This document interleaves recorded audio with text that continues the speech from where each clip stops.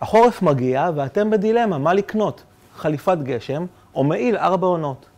למי ששם את הבטיחות לפני הכל, התשובה ברורה, מעיל. מעיל לרוב נוח יותר ללבישה והסרה, הוא בעל מיגונים ייעודיים, ותמיד עדיף לקחת מעיל שעשוי מבד קורדורה שיעמיד בשפשוף עם האספלט. חשוב שלמעיל תהיה בטנה נושמת שלא תגרום לכם להזיע בתוכו. חליפות החורף בעיקרון נועדו למי שחייב להיות בגשם שוטף זמן רב. אבל החליפה יכולה להיקרע בקלות, והתחושה בפנים פחות נעימה בגלל הזעה מרובה. באופנו סנטר ניתן להשיג חליפות גשם איכותיות, שבהם יש כיסים מיוחדים, ומיגונים אותם ניתן להכניס לתוך החליפה.